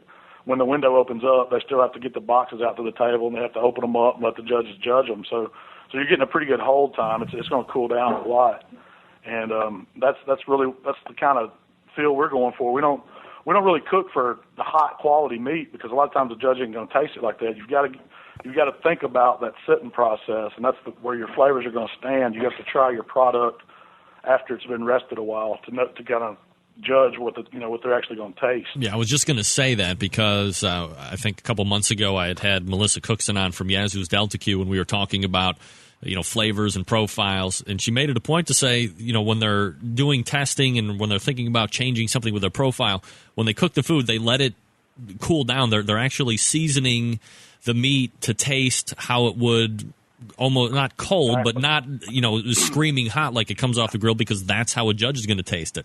So that's exactly what we do too. Do you taste? So how long are you waiting after you take it off the cooker to taste it first? Because I've had some people tell me they don't even taste the chicken. We don't taste it. I mean, somebody might pick up one after that box is gone. And then we know, if it was there or not. I mean, is it just because you've done it so long? I mean, it seems to me like if you taste everything else, why wouldn't you taste the chicken? We don't really taste any of it. I mean, you might catch us working on the brisket just to check on tenderness on it to see if we need to get some different slices. But, the ribs and the pork and the chicken, it is what it is. I mean, it's going to the judge. Is there no room at that point to kick it up a little bit or dial it back or add a little bit more sauce? You could probably add a little sauce or, put a little more rub on it. But I think if you stick with the technique, and it's going to be right. I mean, if you do it at home and do the practice, when it comes down to crunch time, you're going to get it down as long as you stick with that technique. All right. So is there anything else that we need to know, any details that we have left out in regards to attaining that bite-through skin on chicken? Because some people probably think I'm just saying that to be funny, but I'm actually going to give it a try, because the only time I've ever gotten bite-through chicken skin when I've actually straight-out grilled chicken at 400 degrees or whatever, kind of indirect, but I would like to try it as in true barbecue fashion like I would be in a competition. So if I'm getting the fat off from underneath and I'm doing the marinating and I'm running the cooker at 275 and then I'm following where it sits in the pan and when it comes off and all these different time frames, I should be able to just bite in there and everything's just going to come off in one piece. It should. The only thing I can say watch out for is putting that sauce on too thick there at the end. Because I've found that if you glaze it too much, that it'll just make that skin soften up a lot, and it might still be a little rubbery maybe, but if you just give it a light glaze, maybe just a brush. We use a silicone brush. Just put a thin layer on, and then you can always come back and cook on another thin layer after 10 minutes. You don't want to get it too thick, though. That'll mess your skin up, too. You see a lot of people dunking it in sauce and all that, and I think that's too much. Is the skin, in essence, then, it's not a crispy skin, but it's something that you could just bite right through and almost confuse it with the chicken? It's not crispy. It's moist, and your teeth just go through it. That's what you want. You don't want a judge to take a bite of it and it all come off, and then be chewing on a wad of chicken skin in their mouth. Yeah, that's no fun, right? Exactly. Yeah. Well, my goodness. We're talking with Malcom Reed. He's from Killer Hogs, and his website is killerhogs.com if you want to find out more about them. Malcolm and I've talked a lot about cooking classes on the show and if they're good for competition now, if they're not good for competition now, at least in the last 1-2 years, because you're seeing a lot of teams enter into the competition circuit now, and they want to ramp up. They don't want to... Well, I don't want to say they don't want to take the time to learn how to build an original flavor profile that kind of complements their team and reflects who they are. They just want to drop in. I mean, you know how it is. Going to any barbecue competition is a pretty decent investment. I would imagine you're looking at $600, $800, $900 for the course of a weekend, maybe even more, depending on where you're going. You want to get some of that money back for the people that are just going to hang out, or maybe they're independently wealthy, and that's something completely different. But have you guys taken any classes before, or do you give classes? What's your take on all that? We have never taken any. I mean, I do recommend going to judging school. If you're going to be cooking KCBS, go take the judging class. If you're going to be going to MBN, go to school and see what criteria you're going to be judged on. That's a big understanding now. With my take on cooking classes is, I think it's great if people want to take them, but we decided we were just going to give back the information that people are getting in cooking classes. It's kind of, I've got boxes on there, I've got videos that show you how to do it, stuff like that. But I really think, it depends on the region of the country where you're at, different flavor profiles. So you really can't just stick with one set way. You've got to be able to change it up too. So, using commercial sauces and different rubs and stuff, you got to know where they work and where they don't work. That's just part of being a competitive cook. Over the course of a competition cooking season, Malcolm, if you're getting reaction back from judges and you've been holding true to a process for some decent amount of time, at what point do you look at your categories? Maybe you're doing well in 3 of them, and the chicken or the brisket or the pork or the ribs seem to be kind of falling off week after week. At what point do you decide we need to reevaluate? And then once you make that decision, how do you actually go about reevaluating? Is it wholesale changes? Are you just making tweaks? How do you do that? I would say it starts just tweaking a little. I mean, that's something that we don't do a whole lot of. I mean, we've kind of found the techniques that work. Now, we might play with the little different flavors and, for instance, KCBS, like around our area, we'll be cooking baby backs instead of doing spares. But when we go out, and get on the road, we'll switch to spare ribs, and we'll switch our sauce up a little bit. I mean, I guess it comes with doing it. The more you do it, the more scores you get back, and you can reflect and kind of see how the judging's going. When you're playing with your flavor profiles and all that, it's I guess you could get away from what you really want to do pretty easy, but we don't change ours up a whole lot. Where do you plan on cooking next? The next one will be at the Variety Club, KCBS, here in Bartlett, Tennessee, and then there's a following weekend. There's DeSoto Shriners have a KCBS contest as well. Is it hard to go? Is it hard to go in between KCBS and MBN? I mean, completely different judging styles. Yeah, I wouldn't say it's hard. I mean, if anything, KCBS is a little more relaxed for us because we're used to having to, really police our area and fix it all up and then get ready for judges to come sit down in front of us, which we love. Mm-hmm. But it's, KCBS, we can show up on Friday morning, get our meat inspected, and it's low key, listen to a little music, do what we got to do, and put our meat on and, turn it in and go home. So it's a lot different, but they're both, I love both of them. When you're doing the MBN and you have, do you guys usually triple enter, or do you just pick one category to cook and pin it all on? Well, we do. Here lately we've been doing 2. We've been kind of skipping out on the ribs just because everybody does ribs, and we figure we're specializing in hog and shoulders. But we're going to start back this year doing 3 just to ramp it up another notch. I mean, the way they did their point structure now, you get a little more points for cooking all 3. So we've never really been a points chasing team just because we don't have the finances to do that. To cook every contest like some of them do. But it's a challenge to do 3 sets of on-site judges and then do finals. I mean, here lately we've been doing 2 and I'm making double finals, and that's a pretty tough day right there. So if you're doing a triple entry and you're doing an MBN event for the people that are really just most familiar with KCBS, what kind of an expense layout is that for you guys during the course of a weekend? Oh man, MBN, you're looking at $2,000 off the top for a weekend usually. I mean, to enter all 3, it's usually around $450. And then by the time, you buy your hog and 2 cases of shoulders and 2 cases of ribs, you're in $1,000 before you've ever done anything. And that's not cooking Berkshire either. I mean, can you win and cover a weekend's of expenses or no? Some contests you can, some you can't. You see people getting these checks for $1,200 for grand, and you kind of depend on having to make finals just to break even, and that's the way we are a lot of times. I mean, we like to pick and choose which contests we do that have a bigger payout. Do you think that MBN is kind of reached as popular as it's going to be as a sanctioning body? Would you like to? Well, I mean, obviously, you would like to see it continue to grow, or do you think it kind of is what it is now? And do you think that the sanctioning body gets the respect that it deserves? Because it is definitely a very hard thing to do over the course of a weekend, to have all of that involved, and then you have on-site judging and you have the blind judging. It's a completely different, and I don't know if it maybe gets the respect that it deserves and the notification and the justice that it deserves almost. Yeah, well, I hope it hasn't reached its potential. I mean, of course, that's what we started cooking, so we're a little more partial to that way of cooking, but it definitely deserves all the credit that it does get. I mean, it's tough. MBN is real tough. I mean, not just anybody can get a cooker and come out and expect to make it at the end of the day and, take a walk. It's, KCBS, I feel like it's a little more even.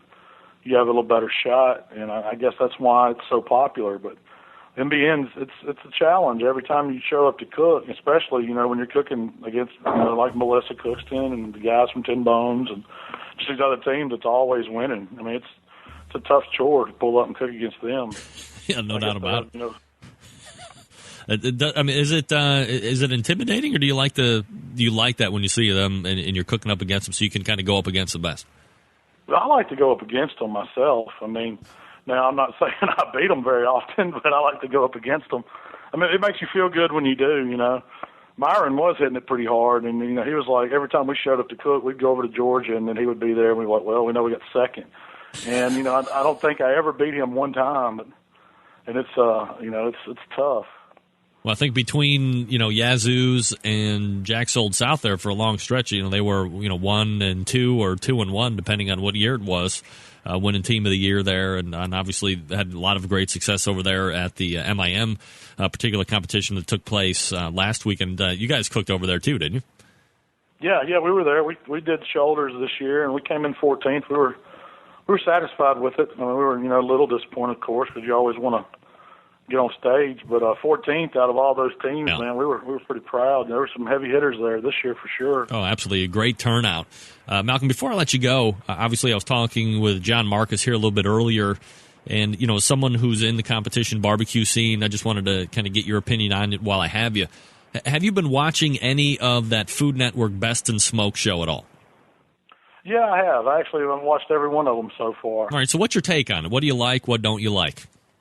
Well, I like it because it's about barbecue, but I really don't think it says a whole lot for competition barbecue. I'd like to see something more, more in the line of what they've done in the past, where they've followed some teams at a contest. I mean, to me, this is more like one of their, challenge shows, like where I forget what the show's, Chopped or whatever it's called, where they just throw up some stuff and you have to cook it. I mean, I don't like the way you have to run to the truck and grab your meat. You don't know what you're going to cook, and they pop all that on you. I mean, I guess it makes for good TV, but from my standpoint, I'd rather see something more about competition barbecue. That being said, is it something that if they approached you to be on a show, would you do it? Oh yeah, I would definitely do it. Just for the exposure, it's great. To be able to do something like that. I mean, I would try it. I mean. Are you pinning all of your hopes and dreams on this Saturday at 2 p.m. on Eastern Standard Time on the Ultimate Barbecue Showdown? I actually set it up to DVR just a few minutes ago before you called, but I'm gonna, I hope it does well. It has a lot of viewers there. That's a big time being on a CBS. That's good for it. Malcolm Reed just went ahead and broke down chicken for us like nobody else has on the show, unabashed and not holding anything back to give us that bite-through chicken skin. And you can find him at killerhogs.com. And again, this is Malcolm Reed from the competition cooking team, Killer Hogs. Malcolm, always appreciate the time and the insight when you come on the show. Thanks for coming on tonight. Yeah, Greg, I appreciate it, man. Anytime you need me to come back, I'm here for you. All right, I'll be looking for you. Thanks for doing it. Yeah, Greg, thank you. All right, take care. There he is. It's Malcolm Reed, baby. Well, good. The good news is, I hate to be the guy that is doing a talk show and saying, can you hold on a second? I'm writing exactly what you're saying down because I'm actually going to try that. Okay, sorry about that. Yeah, no, back up.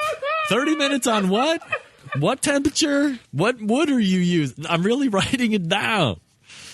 Maybe I will go ahead and try my hand at chicken competition barbecue in a backyard event whenever barbecue competitions come to Cleveland, which will be never. All right. Now, is Michael still out there? Michael, you still out there, buddy? It's time. Hold on. We're going to do a giveaway here in just 1 second, but unless you're living under a rock, like in the last 24 hours, Joplin, Missouri, was hit by ridiculous and devastating, deadly tornadoes. And I got a note from Stephanie Wilson from Slabs.com. And Cooker's Care has gone right down there and is going to help first responders, feed those people, first responders in Joplin. Stan Hayes and Jeff Stith have a pit fired up, and they are already on their way. And basically what I'm asking and soliciting is donations. If you are somebody that likes barbecue and you like the fact that charity barbecue is out there alive and well, whether it's CancerSucksChicago.com or whether it's Cooker's Care, and that, of course, can be found at Cookers, that's KOOKERSKARE, CookersCare.com. And if you want to donate, you can send money by check to Cooker's Care, Inc., that's KOOKERSKARE, Inc., and you can mail it to the same company name, Cooker's Care, Inc., and that's 71625 Highway, Odessa, Missouri, 64076, 64076-7285. And anything that you can spare, anything that you can donate would be outstanding. And the more I get as far as information, they might hopefully be setting up some type of a PayPal link, and maybe next week we can do like a rolling fundraiser like we did for Cancer Sucks Chicago there about 2 months back when we had Scotty Johnson on. We'll see what happens with that. Again, it's Cooker's Care down in Joplin trying to help those people out. 71625 Highway O, Odessa, Missouri, 64076-7285. So look for that. Area code 269, name and where you're calling from. This is Jay from Three Rivers, Michigan. Hey, Jay, how are you tonight, buddy? Good, how are you? I'm doing excellent, Jay. Thanks for calling in. What can I do for you, buddy? I was calling in to see about your giveaways. All right. Hold on 1 second here. I was just pimping out the good folks at Cooker's Care. Where is that? All right, here we go. Andy, I'm getting a terrible feedback. Are you listening to the show at the same time, Jay? No, I'm not. No? All right. We'll work through that. Andy Allen from Rooftop Barbecue is going to give away some of his sauce. And I wanted to know if you just might be interested in doing that. It's a competition sauce. Definitely. All right. So you know the way it works. Go ahead and forward me your shipping info, Greg at thebbqcentralshow.com, and we'll get you hooked right up. All right. Thank you very much. All right. Thanks for calling in. Whoa. Worst audio ever. Big stuff out of here. Oh, my Lord. I was going to have him call back in. Oh, my Lord. All right. Hold on 1 second here. Where did I go? So Andy Allen from Rooftop Barbecue. And let me see here. Oh, boy. All right. He had sauce coming in. I'm just trying to find the particular here. All right. He's making 12 bottles available for each winner. So that means we're going to have 12 winners here during the course of the next few weeks. It's a competition-style sauce. The name of the sauce is Rooftop Barbecue Competition-Style Sauce. And you can find out more about it by going to Rooftop Barbecue, and barbecue is spelled BARBEQ, BARBEQUE.wordpress.com, rooftopbarbecue.wordpress.com. Here we go. Anybody else want a bottle? What about you, Mike? Call in and claim your bottle. 877-448-0433. You can also email the show if you have any thoughts about John Marcus's segment during the course of the first hour. Would love to hear from you. Also, if you have any takes on bite-through chicken skin, maybe you have a different method that you wouldn't mind sharing, or maybe you do something almost similar to what Malcom does, but there's something in between. Greg, the Karma Bus has left the show. We need to get that back. What does that even mean? The Karma Bus. Get that freak stuff out of here. The Karma Bus was all over the place. For instance, what the hell is his name? I can't think of. Robert McGee from Munchin' Hogs at the Hilton won Smoke on the Water. He flies a Barbecue Central radio show banner at his site. What are you talking about? Karma is alive and well, ladies and gentlemen. 810, name and where you're calling from. Michigan. Name, please. Oh, Durand. My name's Mike. Mike! Yeah. What's up, Mike? How are you tonight, buddy? I'm doing great. Good. First time I listened to the show. I listened to the whole show. Well, now, wait a second. It's the first time you've listened to the show, or it's the first time you listened to the whole show? Your guest that was on from Killer Hogs. Yeah, Malcom. Sent me a link to it today. Through, like, did he send it to you through Facebook, or how did you get that? He sent it to me in an email, because I signed up for his email releases about a week ago, so I tuned in. I listened to the whole show. I listened to him and, of course, John Marcus for the first hour. Yeah. So, first-time listener to the show, then, right? First-time listener to the show. I didn't even. Mike, you there, buddy? Mike. Yeah. Well, I'm eating barbecue this year. Yes. I'm sorry, you just dropped out there. I'm sorry. Are you there? Yeah, I'm here. You hear me? Yes, I can hear you. All right. So be unabashed and be brutally honest. As a first-time listener to the show, what are your thoughts about the content and the value of the show? Be honest. Oh, I'll be real honest. I enjoy it a lot because I'm going to be a first-year barbecuer this year, so I'm trying to learn as much as I can. Joining the circuit, are you? You have a lot of extra cash to throw around. You're going to be you're registered for 4 competitions.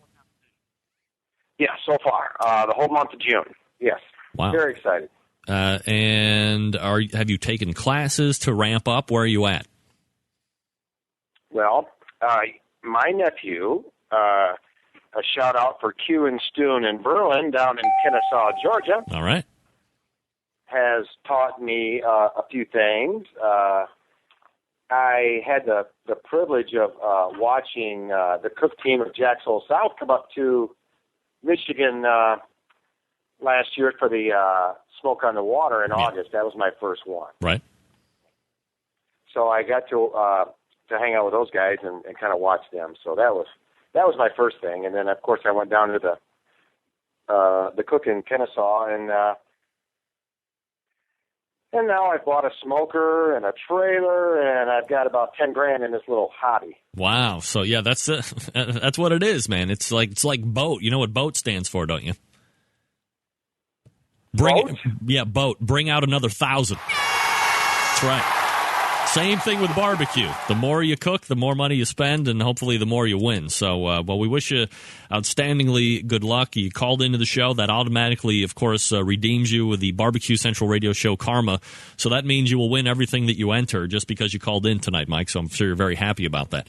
Mike, I have some barbecue sauce. This is called the Rooftop Barbecue Competition Style Sauce. Is that something that you would be interested in trying tonight since you called in? Oh, I'd love to try it. Yeah, I'm open to anything like that that's going to help me, and my ears are open and my taste buds are open as well. Yeah, this is a competition-style sauce. So all you need to do is send me your shipping address, and you would email that to Greg, 1G, Greg at thebbqcentralshow.com, and Andy will go ahead and send that out to you directly. We'll do it, and I really appreciate it, Greg. I'll be listening to some of your archives, and I'll be listening to your future shows. You got some good guests on there. So. All right, well, I appreciate you calling in tonight, Andy. It's Mike, ladies and gentlemen, from Michigan. Lots of Mikes calling in. All right, so that pretty much squashes, whatever. Takes care of the limit. I want to make sure that we don't give all 12 bottles away tonight. How about a little instant reaction to where we're at tonight on video? If you're obviously there's still a number of you listening just on the audio side, so it's no different for you. I believe I didn't actually have any buffering issues on the audio side like I did last week because I went ahead conveniently and decided to lower the stream quality. Not that you would notice, because since we're just doing talk, there's no reason for me to continue to blast out at 96 kilobits per hour. And yeah, so it looks like everything went okay tonight, just on the audio side. So we're here video-wise, and again, you do, just for the people that are listening to audio, maybe you're listening to an iPhone. Folks, do you realize the technology that we have at our young disposal right now?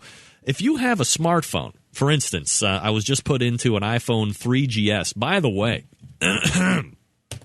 big mention to Grill Star Apps for giving me a redeem code to find their application. It's a very unique grilling application that allows you to have like a multiple timer. And I'm going to go ahead and see how well this shows on the video. So this is the Grill Star app. And then basically what you do is you just go down and you would click. You're not going to be able to see this on the audio side, but you go down and then you can click, what you want to put in, and then that shows up, and then there it shows up on the cutting block. Tap that, and now let me just do it here real quick. So we're going to ask, I want medium rare steak, and it's going to give me the suggestions. Preheat your grill to high, grill over direct heat with the lid open for 4 to 6 minutes. For 10-ounce steak, which is about an inch thick, adjust your time by 3 to 4 minutes per side.